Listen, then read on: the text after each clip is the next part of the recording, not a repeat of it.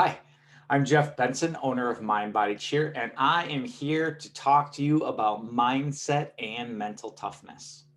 A little bit about me before we get started.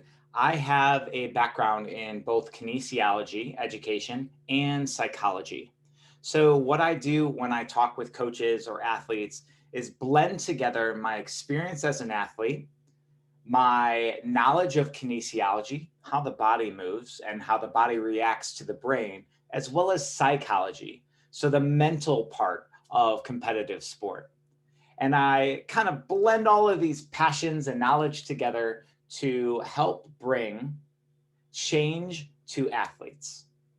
Now, coaches, I would like you to think of one word to describe this generation. I know you're in the comfort of your own home. Just humor me. Think of one word to best describe this generation. Athletes out there, think of one word to describe your generation. So, for most coaches, when I travel around the world asking them to describe this generation, a lot of the words I get are lazy, entitled, that they lack mental toughness or grit. Coaches, is that along the lines of the words that you use to describe this generation? Athletes, did you use the same words to describe yourself? I bet not. Coaches, I think it's important to realize that this generation is simply a byproduct of the culture that we helped create. We're living in a day and age where at the snap of our fingers, we can get almost anything we want. In fact, just today, I was messaging with my husband about my Amazon package that I ordered earlier yesterday and got delivered last night, but it didn't get delivered to the address I wanted and how frustrated I was about that. Talk about entitled. I, as an athlete, didn't get the same benefits that the athletes of today have. I didn't have my direction and my focus pulled in 20 different ways. I didn't have a cell phone that caused me to not be able to focus on what I was doing. I had to go to the payphone, call collect, and really quick say, "Come pick me up," and hang up when they asked for my name. How many out there remember that? The culture in which we live often dictates what we as an individual and how our brain grows and develops. There's great news with that. That means, coaches, you have an amazing opportunity to create an atmosphere where your athletes get to learn mental toughness, grit, determination, and a growth mindset. So, I want to be able to help you with that.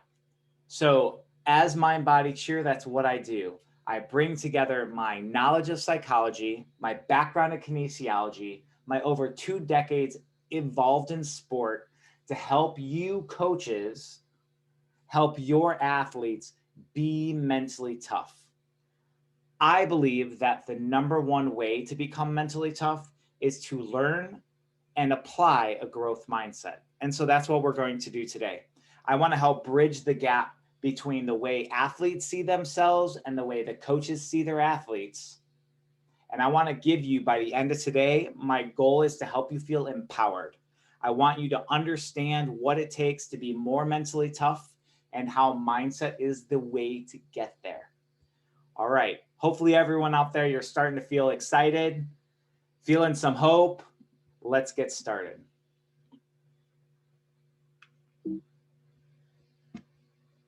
So, mindset is actually a concept developed by Dr. Carol Dweck.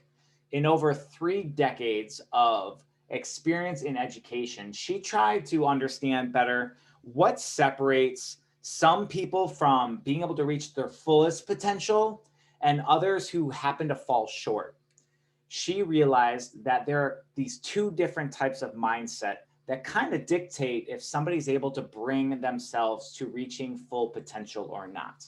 So let's define and explain what these two mindsets are. Before we do, it's important that you understand what mindset is. So, mindset is the way you view your talent, ability, and intelligence. So, how good do you think you are? How able are you to improve and grow? Or how smart do you believe that you are? And again, Dr. Dweck found that there are these two different types of mindset, a fixed mindset and a growth mindset. So she found that the fixed mindset believes that their talent, ability, and intelligence is innate. There's this unconscious belief that you or they only have so much. So I only have so much ability, so much talent, so much intelligence. So they would say things like, I'm just not flexible. I'm bad at turns. I'm not good at math. When you say those things, you are saying, even though you may not mean it, I only have a certain ability or a certain potential of getting flexible. And then that's it. So they almost see it as an excuse to not push farther or harder. Whereas a growth mindset believes innately that through hard work, determination, and a good effort, my ability, intelligence, and talent can grow and change. My hope is as we're talking about this, you can now start seeing the link between mental toughness and mindset. If not, don't worry. My hope is that I can start coloring in the picture as we go. So that's not the only thing that dictates the difference between growth and fixed mindset. So a fixed mindset sees that failure is fatal. It almost feels like life or death. Think back to the fundamental belief of a fixed mindset that I am only able to have so much talent, ability, and intelligence. There's a limit to it. So when I fail, what is this kind of like unconscious reaction? Well, that means I've hit my limit. I can't possibly get better. I've reached my ceiling. Can you see why when your athletes make a mistake, some of them, and they freak out or they don't want to take a correction or they make excuses? They're using a fixed mindset, believing they must be bad because they made that mistake. So they're trying to save their ego. Whereas a growth mindset sees failure as literally an opportunity to do better. How cool is that? When I don't win a competition, I just look at what could I do better? I'm going to push harder. I'm going to be more determined. I'm going to do whatever I didn't do great that week prior. I'm going to do better now. Mental toughness. Are we seeing it? So coaches, this is a really great question to ask. Within your culture, when your teams lose a competition or don't reach their goal, how do they respond? Ooh, coaches, I'm about to give you a sandwich, a not a good sandwich, a truth sandwich.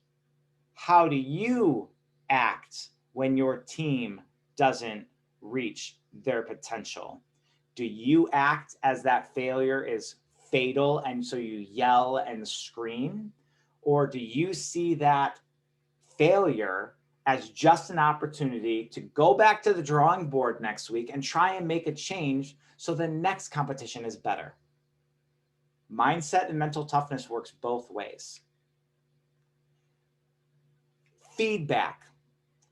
I kind of alluded to this in the last slide. So a fixed mindset sees feedback as a critique to who they are, to the core of their being.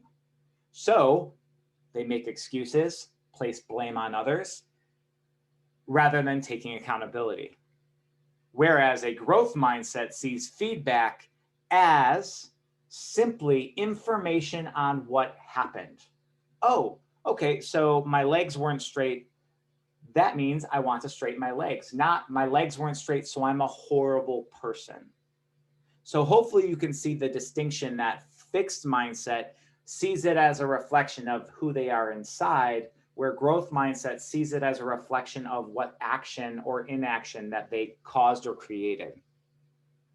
So do you have a team that is addicted to positive praise? That is a fixed-minded quality. I only feel motivated when I'm being told good job. A growth mindset individual, yeah, they appreciate the good job, pat on the back when they do something great based on their effort. But a growth mindset also sees critiques as an opportunity to grow and improve. In fact, it's a faster way. Let's talk about effort. Fixed mindset sees effort as temporary, meaning, okay, if I'm really talented, I don't really need to try that hard. Think of an athlete who is really flexible and somebody goes up to them and they're like, wow, you're so flexible. It's so impressive. And that person being like, oh, thanks so much. And that individual who's acting like using a growth mindset, wanting to be better by asking someone who's good at it, oh, so what do you do to be flexible? Oh, I don't know. I don't do anything. That's a warning sign of a fixed mindset. That athlete unconsciously believes that I have a gift of flexibility. I'm just not used to having to work hard. But look, I'm getting all these compliments. People are telling me how great this is. How awesome is that? Like, I didn't even have to work hard and I'm just really good. The problem that I hope you all out there are seeing, what happens when Farah the flexible struggles with her turns? Or she's super flexible on the ground, but she goes up into a extended heel stretch and she falls. If she's not used to giving a consistent, strong effort, she is going to collapse. Not literally, well, yeah, literally she may collapse, but I'm talking about emotionally. She's gonna collapse. She doesn't know what it's like to work hard and persevere because effort is temporary in a fixed mindset. Or I only give a good effort in the things that I like or am good at. So athletes, I really love English. So if I don't do well on an English test, I go home and I study and I work hard and I put in a lot of time. That's really growth mindset. But then I hate math. So when I don't do well in math, well, it's just because I'm not good at math. You don't go to study group. You don't go in and ask for help. You don't do your homework with 100% effort. So it kind of works in that two different frames of being fixed minded and effort. Whereas a growth mindset sees effort as necessary. In fact, it's an essential building block to success. So whether I'm got some natural talent or not, it doesn't matter. I'm going to work hard. Whether I love this thing or not, even if I struggle with my jumps, I'm going to work hard to get better. And when I do, it feels good to give 100% effort. So if you're trying to, or if you view your talent as a gift, or your focus is wanting to be a natural, you're falling into that fixed mindset trap, which we talked about is a one-way ticket to mental weakness. It's a huge vulnerability. So if you love shortcuts, fixed mindset.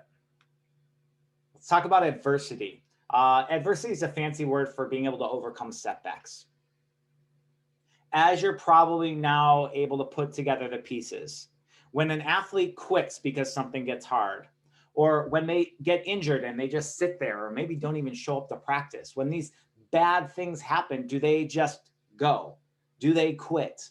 Do they avoid that negative internal feedback that, oh, I'm just not good at this?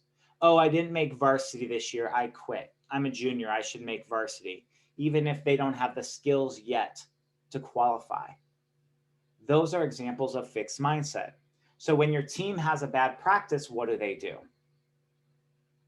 Do they see it as an opportunity to learn?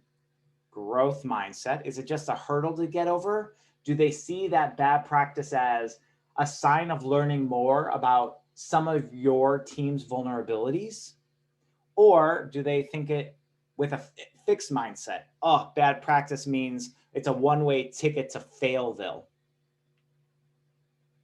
Now, the more I talk about this, the more I recognize that people start assuming like, oh, okay, this is very simple of fixed and growth.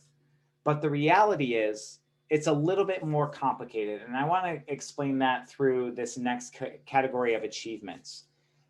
There are so many athletes that I have worked with, that even parents, when I have athletes who have mental blocks, who, when I talk about fixed mindset and growth, they're like, oh, my child is very growth mindset.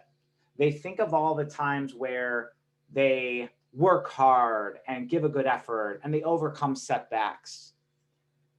But the reality is that mindset is a constant choice.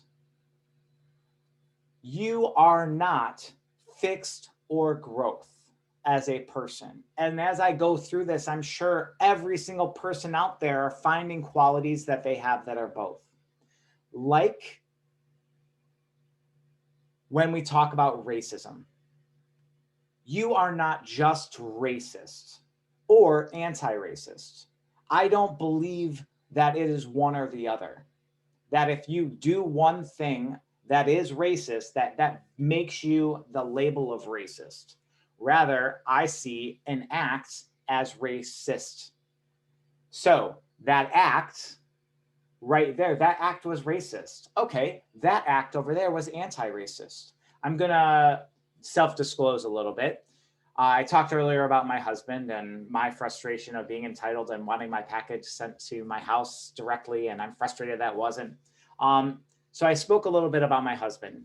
Just the other day, my husband was telling me a story about somebody who wouldn't move out of the way in the grocery store. Yes, these are the struggles that we have. In the pandemic, somebody wouldn't move out of the way. He's uncomfortable. And within the story, he shares that they were speaking a different language. And I look at my husband and I go, that's racist. You talking about the language that they were speaking has no bearing on the story or the point you're making. That doesn't mean my husband is racist. Like he has that red label and he's this horrible person. But that act was racist. Whereas when it comes to a work setting, there are things that he does that are anti-racist. There are times where he helps people who are not as privileged and lucky as he is. There are times where he speaks up for people who need to be spoken to, and he actively thinks about those things. Anti-racism or anti-racist. So why do I bring up that big, really loaded topic? I think mindset is the same way. You are not fixed mindset, though you are also not growth mindset. When I say that, what I am referring to is the act. When you have a action that is fixed mindset or an action that is growth mindset, you have a choice, whether you're an athlete or a coach. And that choice is to change how you say it or how you act to being growth minded, or continue in that habit.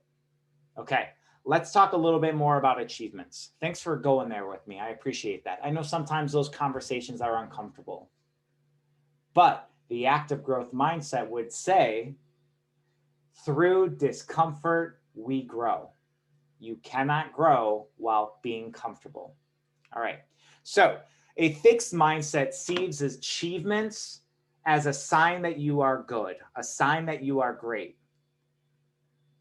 What does that also mean? When you don't get achievements, you don't win, it's a sign that you are bad.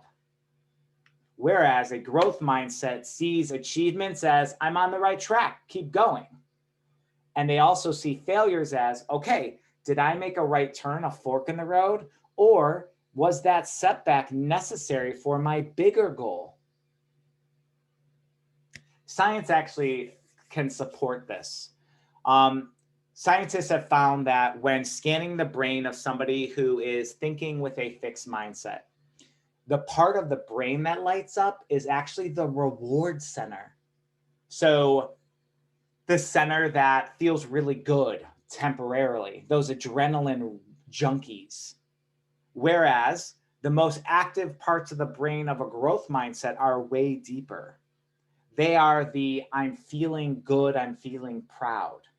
So Would you rather have the very short temporary feeling of good or the long-standing pride?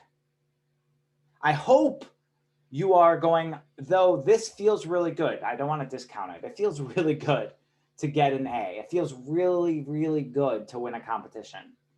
But would you rather have sustained confidence? Choosing the growth mindset is where sustained confidence comes from, and it actually changes the structure and makeup of your brain in a positive way.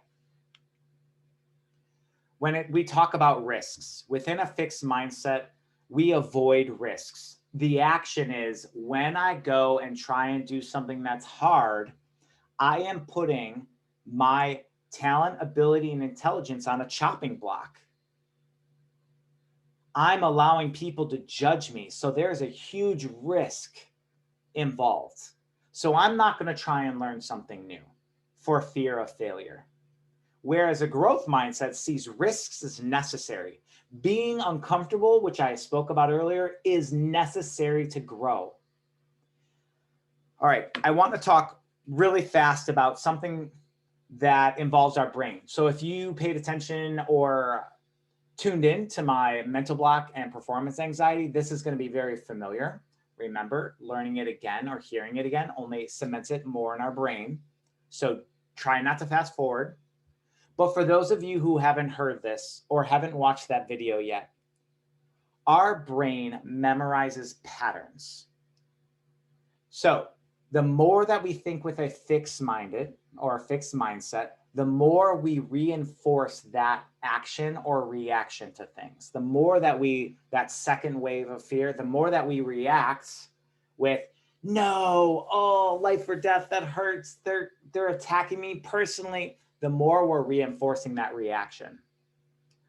Versus when we use a growth mindset and we see and change our action that was fixed-minded to growth, we are actually changing the structures of our brain.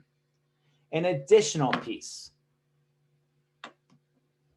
our little brain, called our amygdala, is where that fight, flight, or freeze response is housed. All of you coaches out there probably remember from high school biology, fight, flight, or freeze. Hopefully most of you athletes have heard about this. Regardless, fight, flight, or freeze is the reaction that our little brain or amygdala has when it feels in danger. Our brain is and has been developed to avoid things that are uncomfortable. Why? Well, going back to our ancestors centuries and centuries ago, the reason that our biology has lasted, that our generation is where we are today, is due to our ancestors' lineage continuing. Well, how did it? Through our amygdala.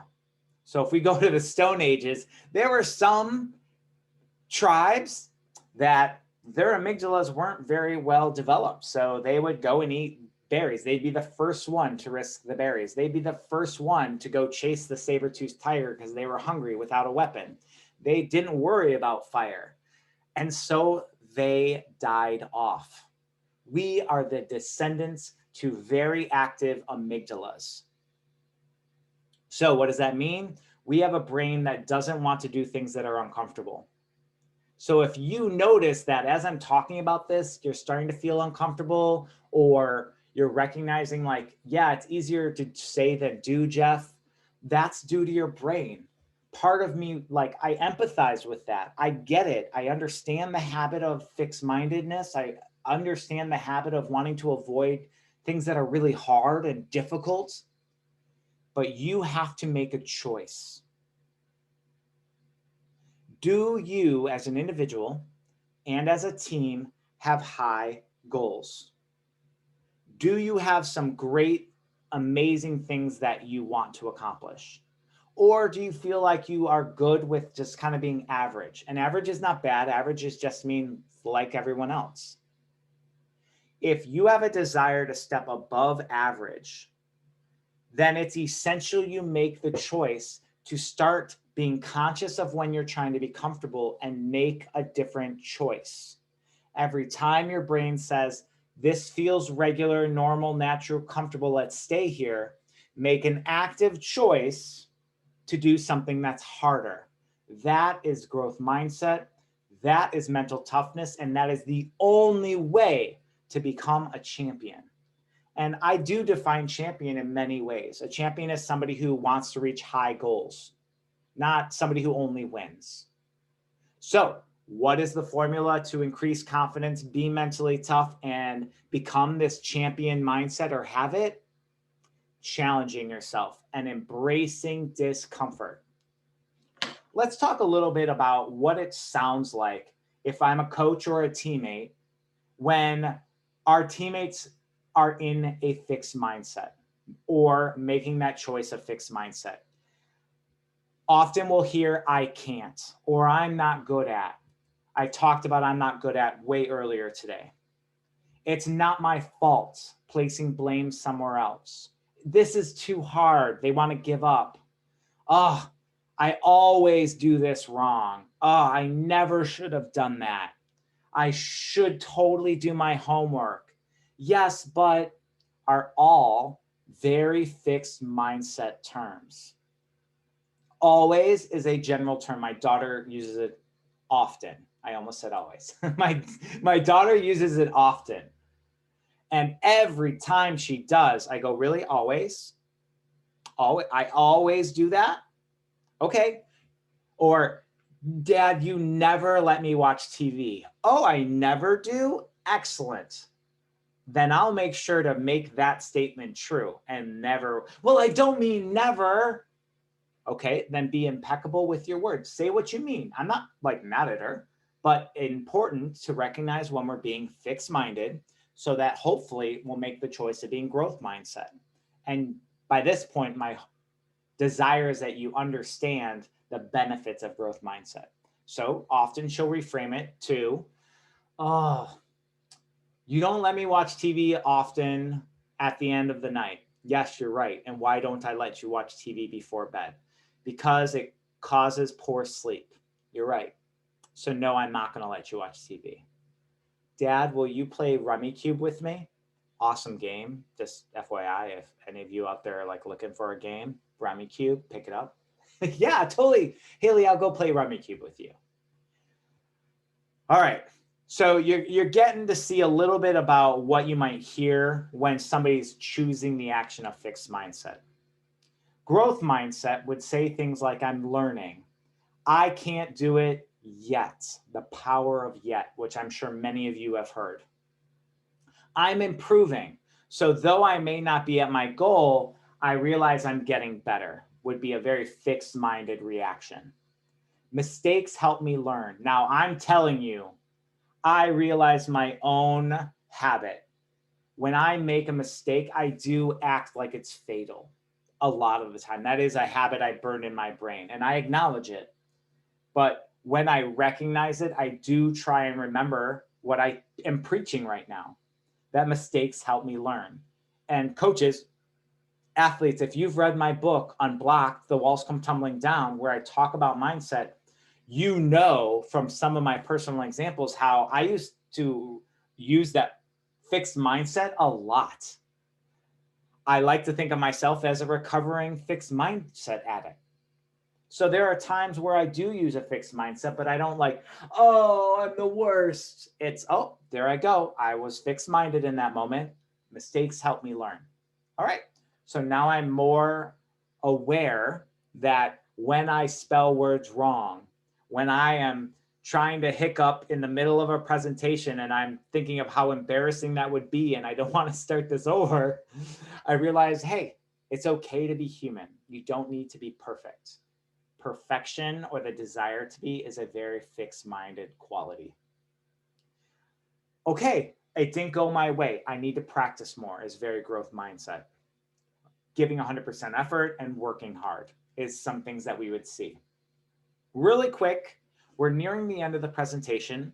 So far, I hope this is helping everyone feel more understanding about what it takes to be mentally tough, but also how habits and the way that we think often will dictate how we react.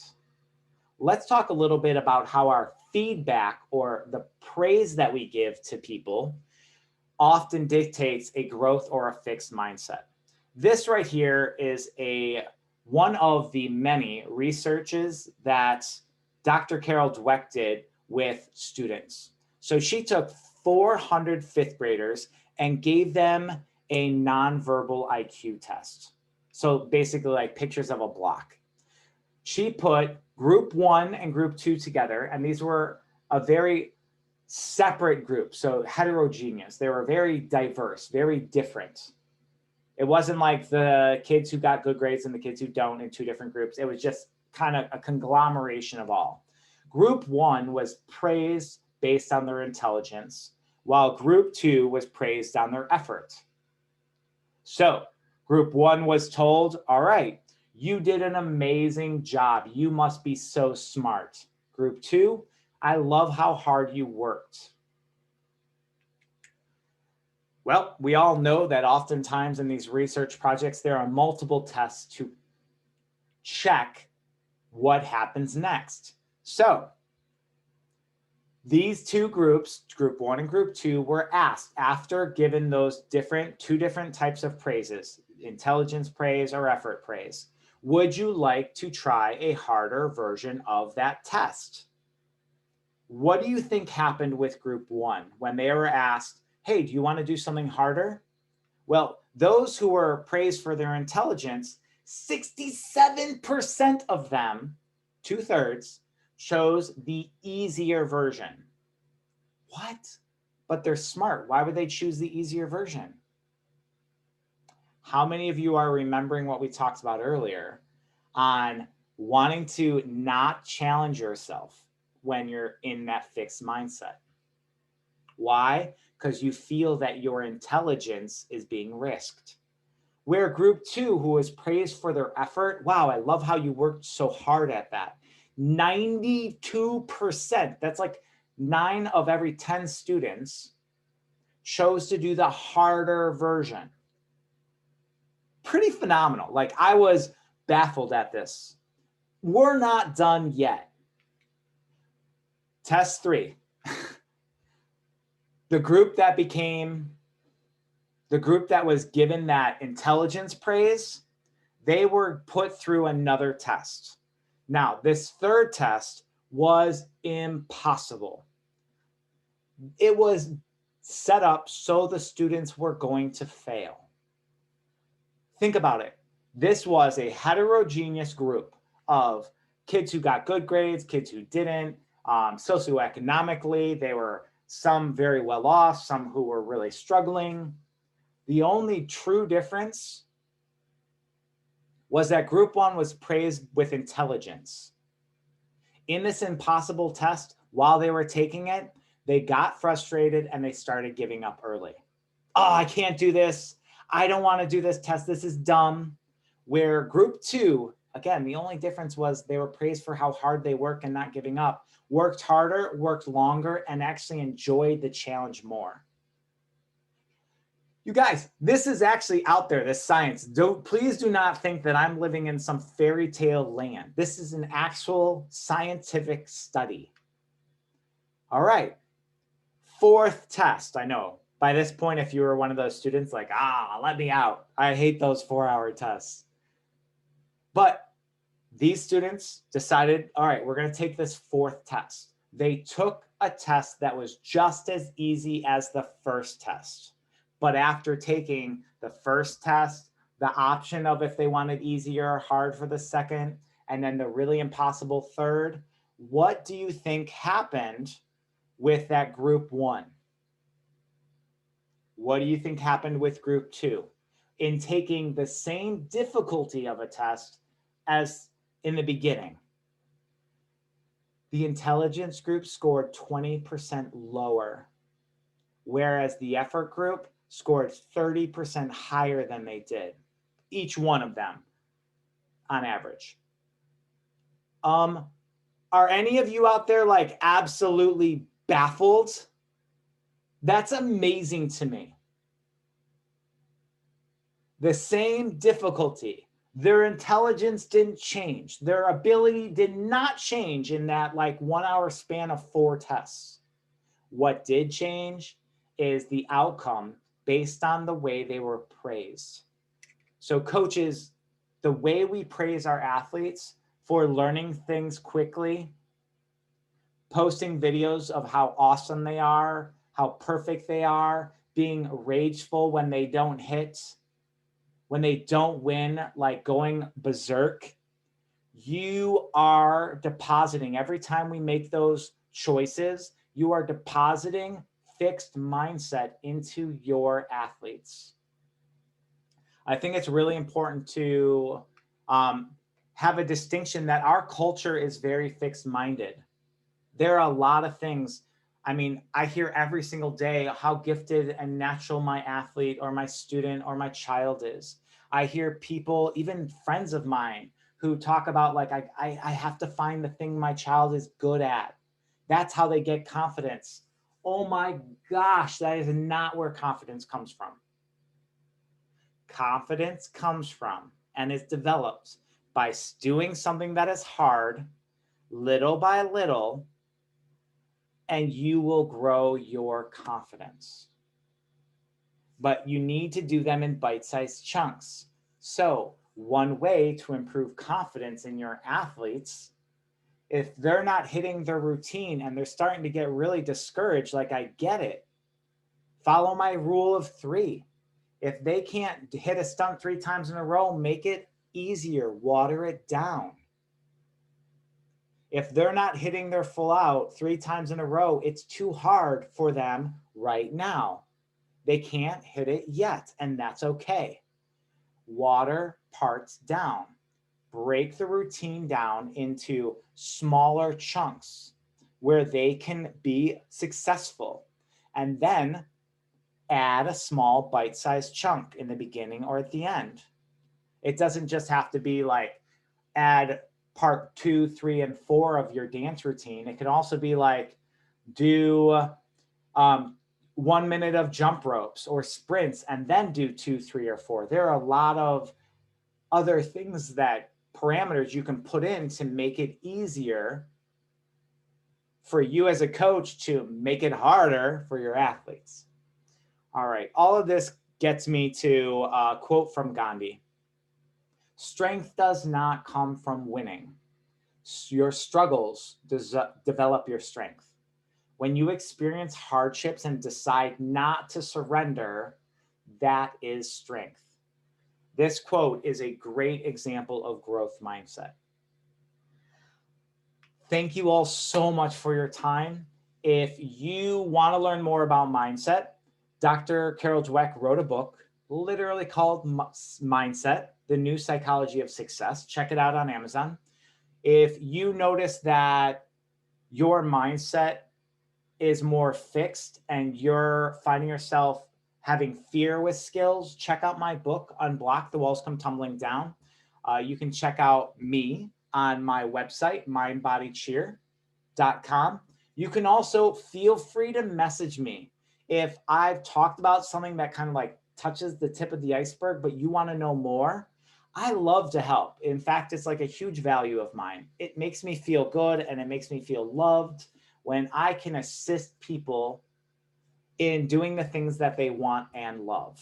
You can also find me on Twitter, Facebook, Instagram, Mind Body Cheer, Jeff Benson. I also have a lot of mental toughness videos, etc., on YouTube.